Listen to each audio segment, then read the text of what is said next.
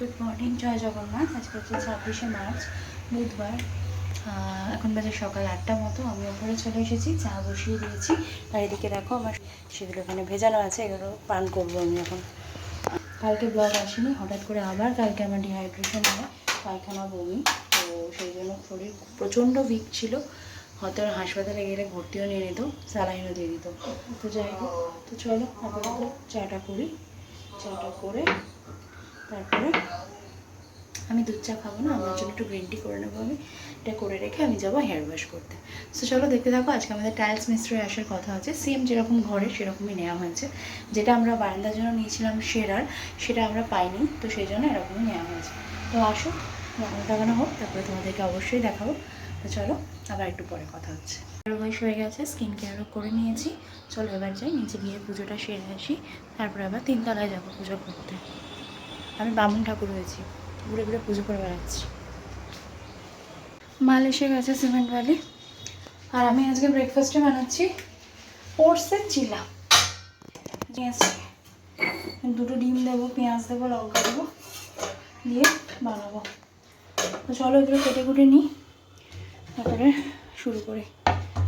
দেখো পেঁয়াজ কুচি, লঙ্কা কুচি অ্যাড করে দিয়েছি, ধনেপাতা থাকলেও দিতে পারো, আমার কাছে এই মুহূর্তে নেই। তো আমি একটু অ্যাড করবো ভাবছি কসুরি মেথি, ভালো লাগবে টেস্টটা। আর ফার্স্ট আমি একটা ডিম দিয়ে দেখবো, যদি লাগে তখন দুটো ডিমই দেবো।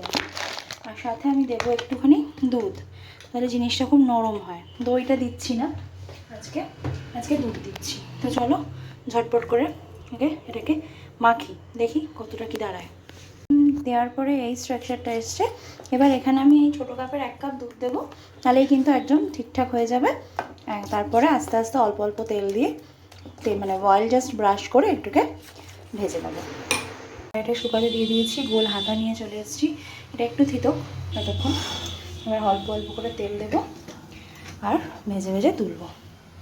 চিল্লা যখনই বানাবে যে কোনো জিনিসেরই, সেটা ওটসের হোক, সুজির হোক, মুগের হোক, ফ্লেমটা সবসময় আস্তে রাখবে। দিয়ে পরে তুমি জোরে করো নামানোর আগে, কিন্তু দেওয়ার সময় ফ্লেমটা সবসময় আস্তে রাখবো। আমি তেলটা গরম করে আস্তে করে দিয়ে এটা দিয়ে চাপা দিয়ে দেবো, তারপরে একটু হয়ে গেলে আবার উল্টে দেবো। 2 পিঠ ভালোভাবে হয়ে গেছে। এবার আমি এটাকে একটু লাল করে ভেজে নেব। কি সুন্দর উঠে যাচ্ছে দেখো, লাগালাগির কোনো ব্যাপার নেই। এটা যদি প্রথমে দিয়েই নাড়াতে যাও বা প্রথমেই ফ্লেমটা জোরে করে দাও, তাহলে ভেতরের জিনিসগুলো রান্না হবে না, শুধু ওপর লাল হয়ে নামিয়ে নেবে, তখন খেতে কিন্তু ভালো লাগে না। 2জন খাবো, দুটো দুটো করে করবো এক একজনের। একটা তো এই যে কি সুন্দর দেখো উঠে এলো। ধনে পাতা দেবে, আরও বেশি ভালো লাগবে। একটু সস দিয়ে এটা খাওয়া যায়, আমরা সস দিয়েই খাবো। বাট কালকে বাবাকে করে দেবো, বাবা সস খাবে না, বাবা শুধু খাবে। তেঁতুল জাতীয় কিছু খাবে, সসে মোস্ট প্রবাবলি তেঁতুল একটু মেশায় টমেটো সসে, সেই জন্য সসটা খাবে না। ব্রেকফাস্ট হলো। এখন আমার মেয়ের বায়না হচ্ছে ওকে স্লাইডিং কিনে দাও, স্লিপ চড়বেও, আনাড়ি বায়না। তো আমি এখন বিছানাটা গুছিয়ে ঘরটা ঝাড় দিয়ে নিচে যাবো।